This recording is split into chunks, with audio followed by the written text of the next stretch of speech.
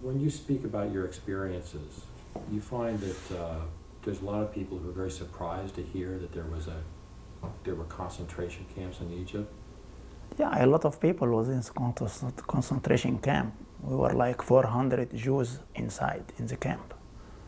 And we have a lot of people here in the Bay Area too. Do you have any idea how many Jews there were in Egypt at that time? In that time, we've been like 800, I don't know, like 900 Jews, something like that. I don't know exactly outside. It was a very small community. No, it was a lot, but I don't know the total of the Jews. What was it like growing up as a Jew in Egypt? Were you discriminated against? No, in the beginning, I mean, we was living very good life, but when it start 56 war, start to a little getting rough, and we cannot live because my father has his own business, and that's why till we stay till 67 till we've been in the jail. That's what. Did you want to leave? Did your family want to leave earlier? No, my brother, he left Egypt before the war in April because he graduated from college and he cannot work because as a Jew, it's hard to find a job. And after I was planning to go after him, till he settled in America, and after, 2 months, it's over, and that's what we got. So tell me, describe your family and describe your upbringing. I mean, would you say you were a middle-class family? A little higher. My family was a little higher than middle class in Egypt. I mean, I was living in the heart of Cairo. That's in Midan al-Tahrir. I mean, it's a good area. And I mean, I was living okay, better than medium area. And describe your childhood and your upbringing. Yeah, I was born in Sakakini area. That's in Abuzaabal. It's a little low class. And after we moved in 1968 to a better area. That's in Midan al-Tahrir. And you said you moved in 1968? We moved in 58. In 58, okay. Yeah. Why do you do that one again? What was it like? I mean, what was it like for you to grow up there? Were you very conscious of being a Jew? Did you have Islamic friends? Yes, I have Islamic friends and Christian friends too, and was good friends, I mean, all my friends Muslim and Christian, And I was in French school and Italian school. And I have mostly, Muslim and Christian friends. But you, was your family an observant family? Did you observe the holidays? I usually observe only Yom Kippur and Rosh Hashanah. That's the only two. I mean, we go to the temple, but otherwise, no. Did you have any kind of Jewish education? No, here only when I came in America, I started to learn Hebrew, and I made my bar mitzvah late. But now I can read Hebrew, and I can lead the service, but I don't understand the meaning. So you were not a particularly, say, devout Jewish family. Was that typical for the Jewish community?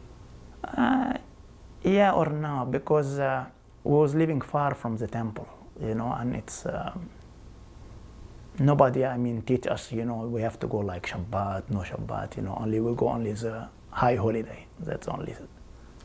So when did things start to get nasty, and what happened? It start nasty before 67. I can say maybe 64, 65.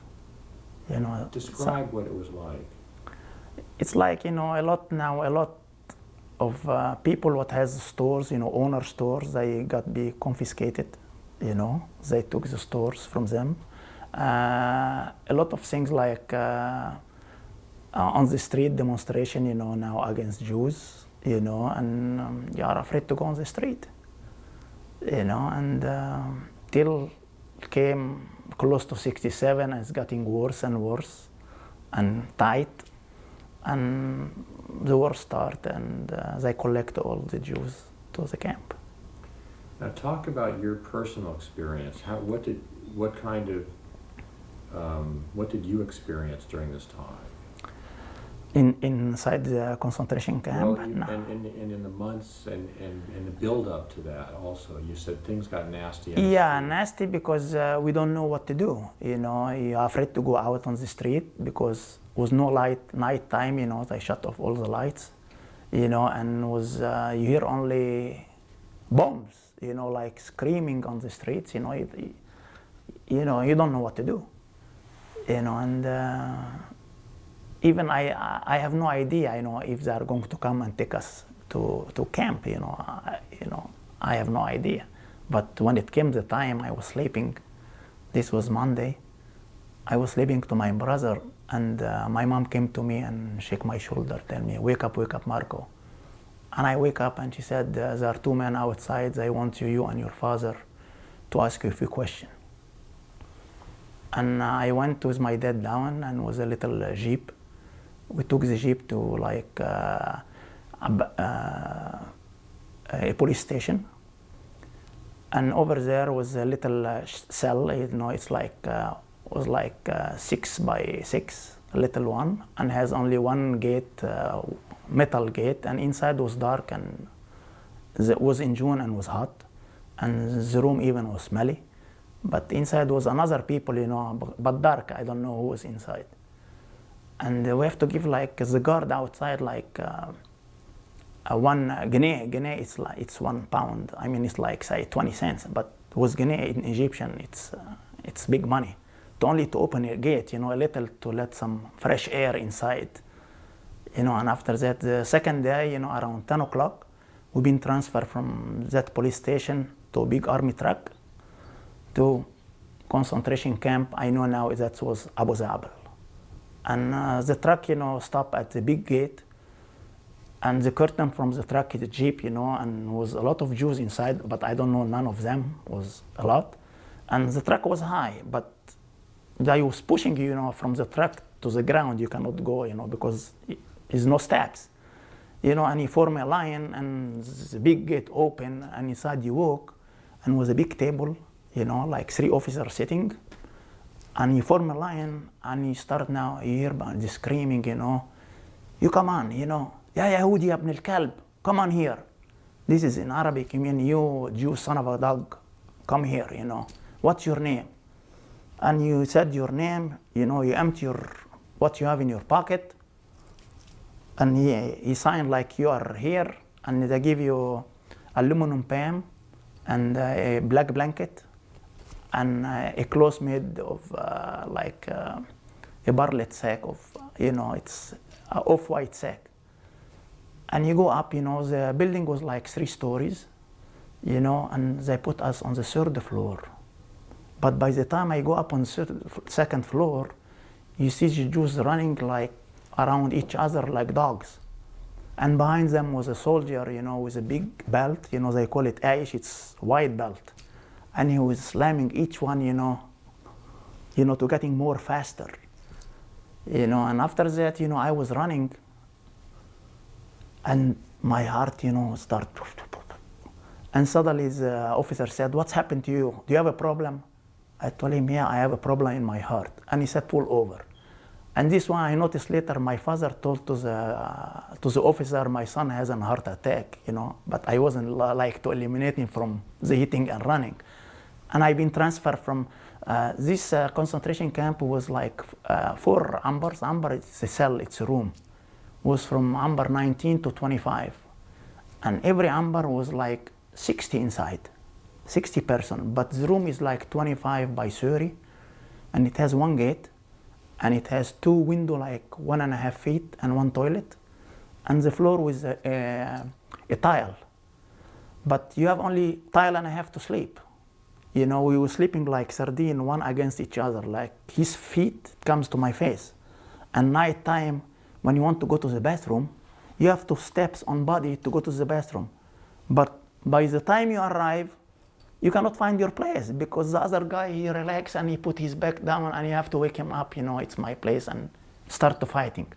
And even, you know, when we got food, you know, we got like a watermelon, we don't have nothing to cut. We have to smash it on the floor to get a piece, you know. And in the beginning, after things getting a little, not better, but you can order something from canteen after your family, like put your money for under your name and you can pull to buy something. But people, first of all, a lot of people, they smoking, and the main thing is to get cigarette Belmont to smoke, But I wasn't smoking, but I am allowing like to get 3 cigarettes from the pack according to how many pack of cigarette to this canteen. And I have to trade my cigarette to food because the guy who like to smoke, he doesn't care, give me the cigarette and I take the can of vegetable or whatever to eat. That's when the police came to your family house and they only took away your me father, and yes, you and your father. Yes. You must have been terrified. I don't know where I'm going. I was half asleep, night time. Did you know about the camps? No, I have no idea where I'm going.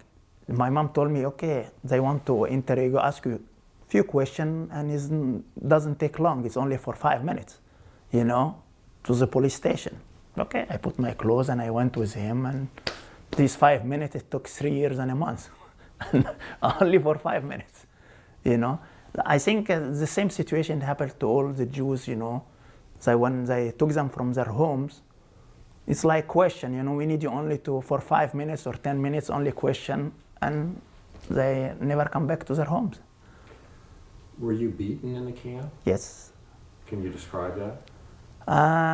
They have a routine, daily routine, morning time, 2 officers comes to the cell and you have to shout, it's like chanting, like say stupid things, like down with Israel, long live Gamal Abdel Nasser,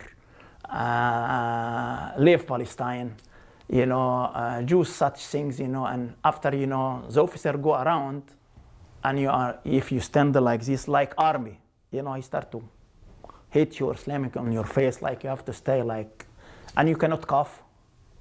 If you cough, you have to say, oh, did I give you permission to cough? Who told you to cough? That's all. And after that, you go down, on the yard.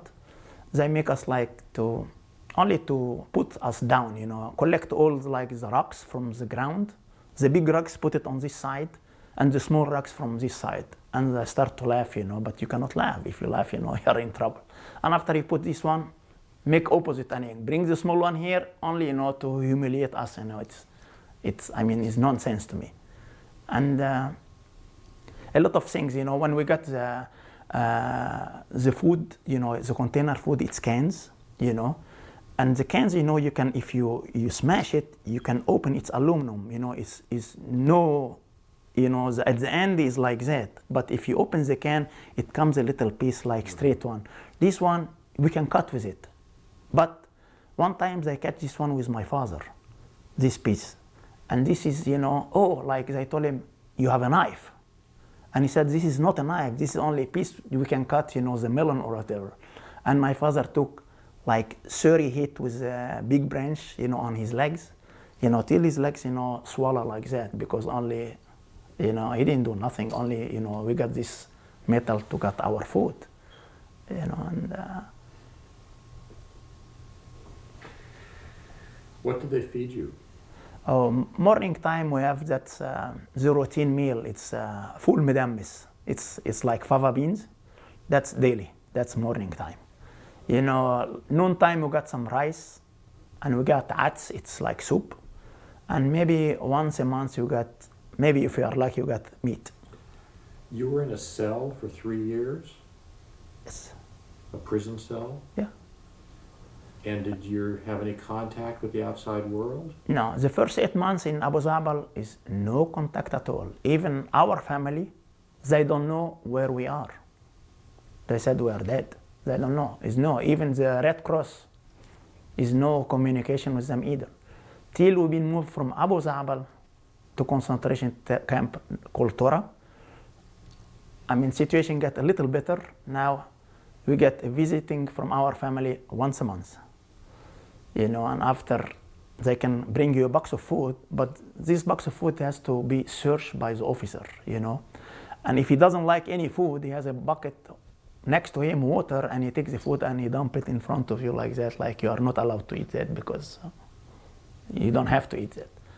And everything goes with money. I mean, if you give the officer a little money, he can pass your box without opening, you know, like no search for your food, what's inside.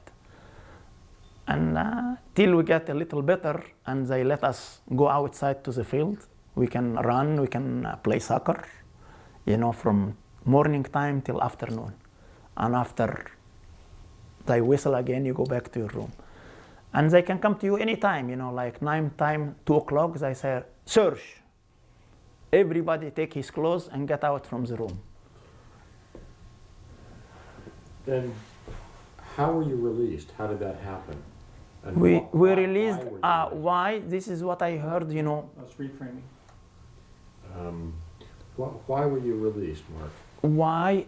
I don't know exactly why. Maybe it was a deal between Israel and Egypt. I have no idea. We released by French government through the HIAS. I have no idea because we've been out like, they divide us in 4 groups before the release. I was the last group to leave, you know, and from the camp to the airport. I have no idea. And went to Paris. I stay over there for 8 months. You know, the HIAS, the Jewish community over there, you know, they was feed us and pay the rent, you know, and I have no idea how it happened, but thanks God we're out. Did they use your labor in the camp? No, as work like working, no. Only humiliate you, but no as working, no. So describe to me again the ways that the guards and the officers tried to humiliate you in the camp. Tell me. Oh, it's happened worse than that. You know, it's happened, the guy 82 years and he has 2 sons, you know, that's from Alexandria. You know, the guard told to one of his sons, you know, sodomize his brother in front of his father. And the older son was 21 and the young was 17. He said, I can't. He said, why you can't? Because he said, this is my brother. And suddenly the father, you know, he fell down like he got a heart attack to hear this one. You know, I mean, this is things worse. One of them died in the camp, but we don't know how he died. Tell me, just talk about your own experience now. Tell me what was the worst, most brutal thing that they did to you personally? They did to me, it's slapping on your face and hit you on your tummy like a fist, you know. That's daily routine. And with a big branch, you know, it's like a piece of wood, you know. They let you run and behind you, that's daily routine only. And singing the same story, down with Israel, down with the Zionists, leave Gamal Abdel Nasser. This is always everyday routine. And searching night and day, like take everything and I put water on, you cannot sleep night time because I put water on the tile in the room. Did you feel that the Jews around the world or in Israel had forgotten about you? I think to me, maybe they don't care because we are, you know, because if they care about us, they don't, Israel, they don't like to make any deal, you know, even like terrorists, if they don't make any deal, you know, and for us, I mean, it's nothing. Say, what, 400 Jews is no big deal, you know, but I don't know what's happened to let us out from the camp. So did you feel abandoned? Yeah.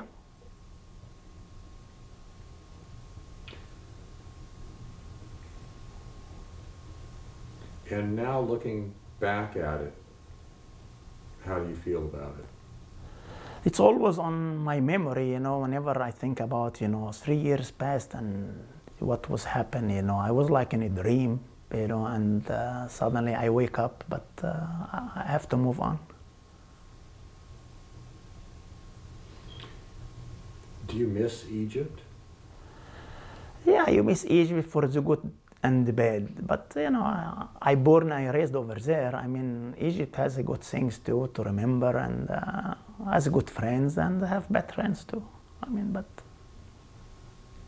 I mean, if I have the opportunity, I would like to visit Egypt too. Why not? I born over there and I raised over there. Did you become an American citizen? Yes. What do you think led to this treatment? It's only it. Stop for just a second. Marc, what do you think led to this treatment? It's a hate. I mean, Muslim has hate to the Jews. That's, I think, in their own blood. Even if he's friendly with you today, tomorrow he's your enemy. That's what I know about them. Did you feel that way before you were put in the camp? No. You said you had many Muslim friends. Yes. Did those friends turn on you? No. Because I was in like private school, Italian and French, but I don't know about the Arabic school what was. So you had many Muslim friends. Yes. And they didn't hate you. No. So what is the hate then? The hate on the streets. Hate on the street, in the shops. Whenever you go and shop, you hear about Jews, Kill the Jews, massacre the Jews, get them out from here, Like Nasser, he said, okay, I want to destroy all the Jews and throw them in the ocean. That's before the war, by his own mouth. When you were a small child, did you experience any of that in the streets? No. When did it start? I said from 56, because it was war 56 too. But, I mean, nobody came to us and bother us, but start to humiliate a little, little by little.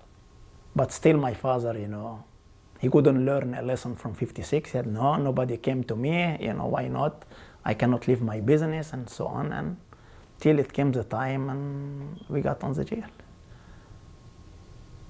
Did they kill anyone in these camps? I don't know, one died, but I don't know how he died. Because I heard only one die. When you look back on that experience, what's the first memory that comes to mind? What's your picture of the place? It's bad picture, bad memory. It's like I said, it's like was a dream, and I wake up. It's happened, and it passed already. And to talk about it now, is that difficult?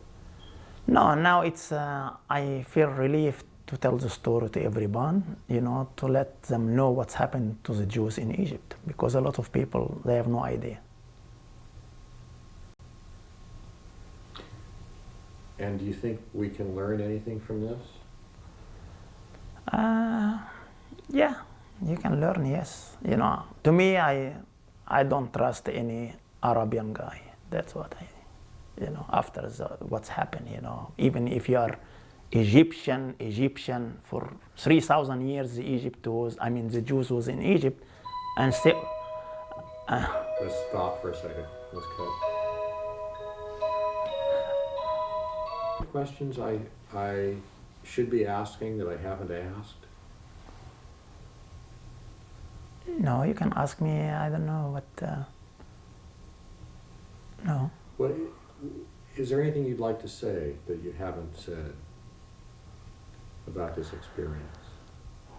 Thanks God, we came out from the concentration camp, and we're reunited again with our family, and we're in America now.